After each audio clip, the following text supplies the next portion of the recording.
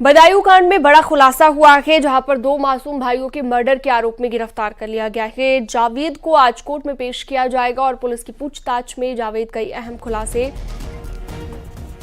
जावेद ने किए हैं। और उसके बाद पुलिस के मुताबिक घटना के दिन साजिद काफी परेशान था। उस दिन उसकी तबीयत भी खराब हुई थी और वो सैलून में जल्दी निकल गया था। शाम को लौटते वक्त साजिद के साथ उसके हाथ में चाकू भी था और उस चाकू को लेकर साजिद पीड़ित परिवार के घर पर दाखिल हुआ, जहां पर उसने इस दिल को दहला देने वाले हत्याकांड को अंजाम दिया। पुलिस के मुताबिक साजिद की शादी 4 साल पहले हुई थी, लेकिन वो पिता नहीं बन पा रहा था। ऐसे में वो मानसिक रूप से परेशान रहने लगा। वारदात के बाद साजिद और उसका भाई जावेद दोनों मौके से भाग गए, लेकिन साजिद को पुलिस ने पकड़ लिया, जिसके बाद साजिद ने पुलिस पर हमला किया। जवाबी कार्रवाई में साजिद एनकाउंटर में मारा गया। वहीं जावेद ने बरेली में सरेंडर किया, जिसे पुलिस ने गिरफ्तार कर लिया है। जावेद ने पूछताछ में बताया कि साजिद घर में अकेले गया था और बाहर ही था।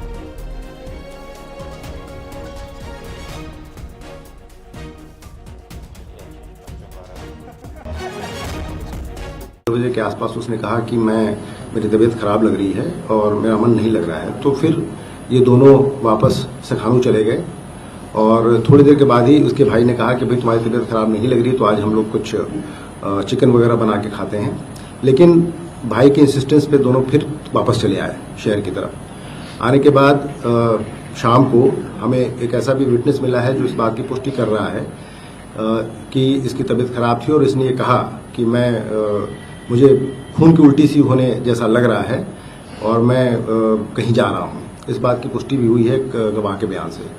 शाम को करीब 5, साढ़े 5 के आसपास ये थोड़ी देर के लिए बाहर गया साजिद। जब लौट के आया तो उसके हाथ में एक चाकू दिखाई पड़ा। हम लोगों ने उस व्यक्ति को आइडेंटिफाई कर लिया है जिसके हाथ से वो चाकू खरीदा गया था। उससे भी पूछताछ हो रही है। आने के बाद फिर घटना के समय दोनों इसने जब पूछा कि भाई तुमने ये चाकू क्यों खरीदा है, तो इसने कहा कि मैं रमजान के समय गोश्त वगैरह काटने का काम करूंगा, इसलिए चाकू मैं खरीद के लाया हूँ।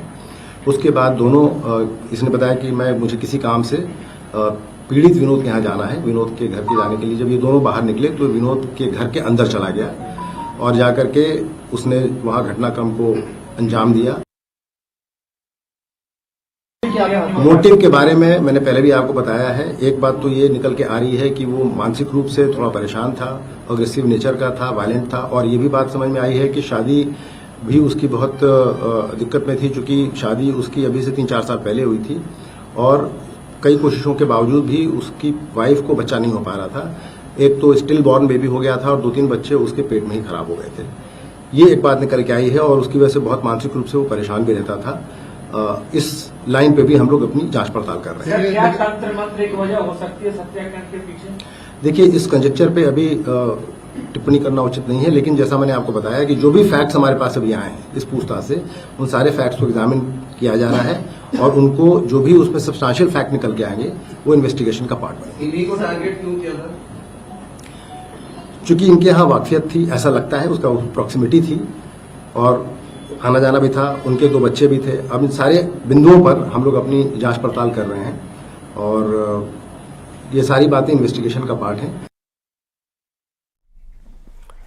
और चलिए, इस खबर पर ज्यादा जानकारी के लिए राजीव सिंह हमारे साथ बदायूं से जुड़ गए हैं। राजीव, काफी ज्यादा पेचीदा ये मामला होता जा रहा है और काफी बड़े खुलासे भी यहाँ पर अब तक हो चुके हैं। पुलिस जांच कर रही है, पुलिस क्या कुछ कह रही है कि कब तक अभी और खुलासे हो सकते हैं, क्योंकि अपने आप में ये बड़ा खुलासा कि चाकू खुद शख्स अंदर लेकर गया था और उसी से उसने वारदात को अंजाम दिया। और देखिए, यकीनन सिनम बीते मंगलवार को बदायूं के 2 मासूमों की मौत के बाद न सिर्फ बदायूं बल्कि प्रदेश और देश भर में एक बड़ा आक्रोश देखने को मिल रहा है और लोग ये जानना चाह रहे थे कि आखिर इस हत्या की वजह क्या थी, निर्मम हत्या की वजह क्या थी। अब तक जो पुलिस ने खुलासा किया है उसके तहत ये दावा किया है साजिद, जो मुख्य हत्यारोपी है, उसके भाई जावेद के मुताबिक कि वो मानसिक रोगी था। उसकी शादी 4-5 साल पहले हुई थी, लेकिन उसको कोई बच्चा नहीं हो रहा था और यही कारण है कि वो बच्चों से नफरत करता था, जिसके चलते इस घटना को अंजाम दिया। इस वक्त मैं उसी घर में मौजूद हूं जहां इस पूरे घटनाक्रम को अंजाम दिया गया है। हमारे साथ जो पीड़ित परिजन है वो मौजूद हैं। आप देख सकते हैं कि ये माँ है उन मासूम बच्चों की और ये दादी हैं और तमाम जो परिजन हैं उनसे अब तक जो पुलिस का दावा है, जो थ्योरी है, हालांकि पुलिस ये कह रही है कि जांच अभी भी लगातार चल रही है, वो ये पता लगाने की कोशिश करेंगे कि आखिर ये घटना क्यों हुई। ऐसे में इस वक्त हमारे साथ उन मासूम बच्चों की माँ है, उनसे हम बात करेंगे। अभी तक जो खुलासा हुआ है कितना संतुष्ट हैं आप? मुझे कुछ नहीं, मुझे न्याय चाहिए और कुछ नहीं चाहिए। मेरे मासूम बच्चे काटे, मुझे न्याय चाहिए, मुझे और कुछ नहीं चाहिए, मुझे न्याय चाहिए। जावेद को भी गिरफ्तार कर लिया गया है, जो उसका भाई है। वो उसका कहना है कि वो मानसिक रोगी था। मुझे बस सब झूठ बोल रहा है। मुझे कुछ नहीं, मुझे इंसाफ चाहिए। मैं कुछ नहीं जानती, मुझे इंसाफ चाहिए। ऐसे में हमारे साथ बच्चों की दादी भी हैं जो मौके पर मौजूद थी, उनसे हम बात करेंगे। माता जी, जो अभी तक खुलासा हुआ है उसमें ये कह रहे हैं मानसिक रोगी था, वो बच्चों से नफरत क्या नफरत करता था। बच्चे से हमारी क्या दुश्मनी थी। बच्चे हमारे बाल कटवाए थे, हमें पता हुई तो फिर मना कर देता ना, बाल हम नहीं काटेंगे। बाजे हमें कुछ भी ना चाहिए। हमारे बच्चा गए यहाँ से तड़प तड़प के, हमें कुछ ना चाहिए, हमें न्याय चाहिए केवल। हमें दुनियादारी से मतलब नहीं, हम तो पैसे ही जानते हो आप। साजिद का एनकाउंटर हुआ है, उसके बाद अब जावेद को भी गिरफ्तार किया गया है। मैं तो इंसाफ चाहिए बस, और कुछ ना चाहिए। मैं तो आप सब लोगों से, सरकार से यही है बस, मुझे मेरे बच्चे घर पे तो मारे गए, तड़पा के मारे, भगा भगा के, आप देख के आए होगे ऊपर। बस इंसाफ चाहिए हमें तो, और कुछ ना चाहिए। तो जैसा कि आपने सुना, ये पीड़ित बच्चों की माँ है। हमारे साथ उनके पिता भी मौजूद हैं, विनोद जी, उनसे हम बात करेंगे। विनोद जी, अब तक जो खुलासा हुआ है उसमें ये आया है कि वो मानसिक रोगी थे। हमें क्या मतलब उस रोगी है या बीमार है? अगर वो रोगी था तो अब तक 8 साल तक वो रोगी बना रहा था क्या? हमारे घर में आके उसने बच्चों को मारा है। हमें उससे मतलब है, हमें किसी क्या मतलब है? छोटे छोटे बच्चे उसने काटे हैं, उन बच्चों का क्या उसके गुनाह था? हमें तो इंसाफ से मतलब है। हमें गुहार ये लगनी है कि हमारा इंसाफ होना चाहिए। हमें और किसी बातों से कोई लेना नहीं है कि वो रोगी था या नहीं रोगी था, वो बातें बना रहा है या वो क्या कर रहा है, उसकी माँ कह रही है, फलाना कह रही है, उससे हमें कोई लेना नहीं है। मगर हमें न्याय से मतलब है। सरकार से मुझे न्याय चाहिए इस चीज का कि मेरे बच्चे काटे उसने छोटे छोटे, उन्होंने क्या गुनाह किया? उनका क्या दर्द देखा आपने कभी? कौन देख रहा है उसका दर्द? इस चीज से कोई मतलब नहीं है। विनोद जी, जो मुख्य हत्यारोपी था साजिद, उसका एनकाउंटर हुआ है, दूसरा गिरफ्तार किया गया है, उसे सुसंगत धाराओं में जेल भेजा जा रहा है। अब इस मामले में और क्या चाहते हैं आप? हम उसकी मौत चाहते हैं। हमें न्याय चाहिए, उसका पूरा घर गिरना चाहिए, तब हमें न्याय मिलेगा। हमें ऐसे न्याय नहीं मिलेगा। हाँ, जब उसने जब बयान दिया है, वो गलत बयान दिए हैं और वो बयान गलत दे रहा है, उसमें जो है जो चाहे जो भी उसको भड़का रहा है, उससे हमें मतलब नहीं है कि बयान वो पलट रहा है। हमारे बच्चे गए, 2 बच्चे हमारे उसने मारे, हम उसका भी चाह रहे हैं इनकाउंटर। हम तो कल इसलिए नहीं बोल रहे थे इनकाउंटर ना हो उसका, कि वो जवाब हमें सवाल तो बताए कि इसके पीछे कौन है, मगर वो झूठ बोल रहा है, बिल्कुल वो जवाब नहीं दे रहा है। क्या आपको कुछ लगता है कि हत्या की क्या वजह हो सकती है? उसको टारगेट नहीं किया गया है और वो बिल्कुल साजिश के बतौर झूठ बोल रहा है।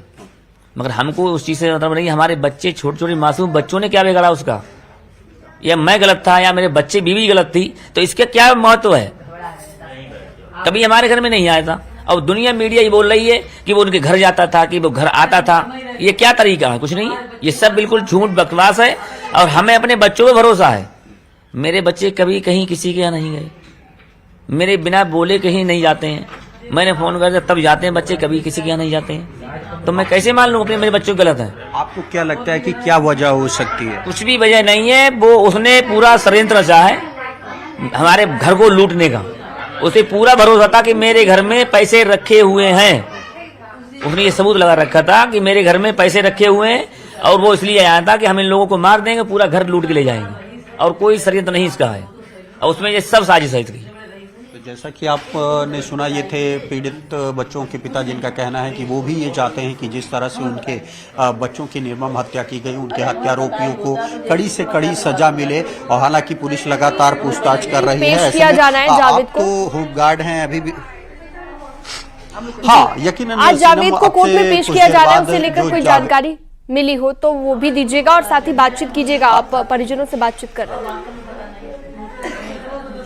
यकीनन सीनम, क्योंकि कल उसकी जो गिरफ्तारी है वो करीब 11:30 बजे के आसपास दिखाई गई है, इसीलिए आज उसे कोर्ट में पेश किया जाएगा, जहां से उसे न्यायिक हिरासत में जेल भेजा जाएगा। हालांकि पुलिस इस दौरान एक बार फिर रिमांड की मांग कर सकती है, क्योंकि तमाम जो मुख्य सवाल हैं उनके जवाब अब तक नहीं मिले हैं। माताजी, आप खुद होमगार्ड हैं, पुलिस में लगातार ड्यूटी करती रही हैं, तो आपको क्या लगता है कि आखिर मुख्य वजह क्या हो सकती है? नहीं पता हमें। मेरे बच्चों पर आरोप लगा रहा है, भी गलत है। क्या गलत है? प्रॉपर्टी इसी के नाम है। अरे यार, जे माँ कहेगी हमारे बच्चे मरवा दो, ये कहेगी। अरे अगर इसके संबंध गलत होते तो इसे मरवा देती, ठीक है, और उसी के घर चली जाती या उसी को घर रखते हैं। प्रॉपर्टी इसके नाम है। इन्हें विश्वास नहीं है या हमें विश्वास नहीं है। रात को हम अपने बच्चों के साथ लेटते हैं, हमारे घर कोई भी नहीं आया, कैसे हम कह दें? और दुनियादारी मतलब कोई मतलब नहीं। मेरे बच्चे तड़पा के मारे, किसको नहीं पता है। देखो कितनी दर्द भरी कहानी है। हमारे दिल से पूछो हम कैसे क्या करें। मुझे तो इंसाफ चाहिए, कुछ नहीं। हमारी अब यही पता नहीं है, हमें यही पता नहीं चल रहा है। रंजिश है भाई, पहले तो सामने से कोई रंजिश आई नहीं, अब इससे भी नहीं थी। जे बाल काटता था, बच्चे पैसे तो ग्राहक ही थी ना। अब कहाँ फिर वो कौन और हम कौन? अरे सीनम, जैसा कि आपने सुना, ये थी पीड़िता की मां थी, जिनका दादी थी, जो मौके पर मौजूद थी इसी कमरे में जब इस वारदात को अंजाम दिया गया। हम आपको दिखाना भी चाहेंगे कि आज भी जिस निर्ममता से हत्या की गई, आप देख सकते हैं कि जो ये ब्लड के निशान है। जो हत्यारोपी है सबसे पहले नीचे से चढ़ता है और इसी जीनों के से होते हुए आगे पहुंचता है, फर्स्ट फ्लोर पर पहुंचता है, जहां पर उसके परिजन मौजूद होते हैं। जो माँ है वो अपने बच्चों के 2 बच्चों के साथ आयुष और आहान के साथ मौजूद रहती है। और उसके बाद फिर ये जो जीना है, इसी के रास्ते वो छत पर पहुंचता है। इस फ्लोर पर पहुंचने के बाद वो ये कहता है, जो सूत्र बताते हैं, जो जानकार बताते हैं, कि नेटवर्क में प्रॉब्लम आ रही है। और ये जो फर्स्ट फ्लोर है, यहाँ पर ये सलून जो पीड़िता की माँ है वो चलाती है। यहाँ पर पहले वो आता है और उसके बाद नेटवर्क ना आने का बहाना देकर वो सीधे इस जीने के रास्ते से वो फर्स्ट फ्लोर की छत पर पहुंचता है, जहां पर सबसे पहले वो बड़े बेटे को बुलाता है। और ये आप देख सकते हैं कि ये वो गेट है। हालांकि यहाँ पर पुलिस ने अभी जांच के लिए इसको सीज कर रखा है, लेकिन आप देख सकता से हत्या की गई। वो यहाँ पर तमाम ऐसे निशान हैं जो ये बताते हैं कि कितनी बेरहमी से इस बार्बर ने इन दोनों मासूम बच्चों की हत्या की। और उसके बाद वो यहाँ से सीधा नीचे भागने का प्रयास कर रहा था, लेकिन जो गेट का दरवाजा है उसे बंद किया गया। उसके बाद पुलिस को बताया गया, जिसके चलते उसकी गिरफ्तारी मौके पर हो चुकी। लेकिन अभी तक आपने सुना, जो परिजन कह रहे थे कि वो अभी तक पुलिस की थ्योरी से नहीं संतुष्ट हैं कि आखिर हत्या क्यों हुई। आप देख सकते हैं कि बाकायदा ये जो जीने हैं, इससे वो आसानी से आता है, आसानी से चला जाता है। इससे साबित होता है कि वो पूरी प्लानिंग के तहत यहाँ पर पहुंचा था। सबसे पहले उसने दोपहर में बाजार से चाकू खरीदा। उसने ये रणनीति बनाई कि आज किसी भी कीमत पर इन लोगों को एक बड़ा नुकसान करना है, जिसके चलते आप जो ये जीना देख सकते हैं, ये ग्राउंड फ्लोर है। उसके बाद वो भागते हुए, जो पुलिस की थ्योरी है कि साजिद ने बाहर अपने भाई जावेद को खड़ा रखा था, लेकिन जब वो बाहर निकला घर से तो यहाँ पर जो मुख्य गेट था इसे बंद किया गया, जिसके चलते वो अंदर ही फंस गया। और उसके बाद पुलिस को इन्फॉर्म किया गया, जिसके पास मौके पर पहुंची पुलिस ने उसे गिरफ्तार किया। लोगों ने यहाँ पर उसको पकड़ा और फिर वो पुलिस पर ही फायर करने लगा, जिसके बाद उसका एनकाउंटर किया गया। हालांकि इस घटना के बाद जो उसका भाई जावेद था, जो कि पुलिस बता रही है कि मौके पर बाइक पर उसका इंतजार कर रहा था, वो भागा और दिल्ली चला गया। जिसके बाद खुद जब एक भाई का एनकाउंटर हुआ तो एनकाउंटर के डर से ही उसने आत्मसमर्पण बरेली में किया। कल उसे बदायूं पुलिस लाई है, रात भर उसे पूछताछ हुई है। अब से कुछ देर बाद न्यूज 18 एक बार फिर पुलिस के आला अधिकारियों से बात करेगी और ये जानने की कोशिश करेगी कि जो रात में पूछताछ हुई है उसके आधार पर आखिर इस घटना के मुख्य कारणों का क्या पता लगा है। लेकिन फिलहाल अभी हत्या के मुख्य कारणों का पता न लगने के कारण जो स्थानीय लोग हैं, जो अन्य लोग हैं, उनमें आक्रोश अभी भी ज्यों का त्यों बना हुआ है। और लगातार पीड़ित परिवार ये मांग कर रहा है कि जिस तरह इस तरह के आरोपियों के खिलाफ बुलडोजर की कार्रवाई होती है, राजीव, इस आप मामले में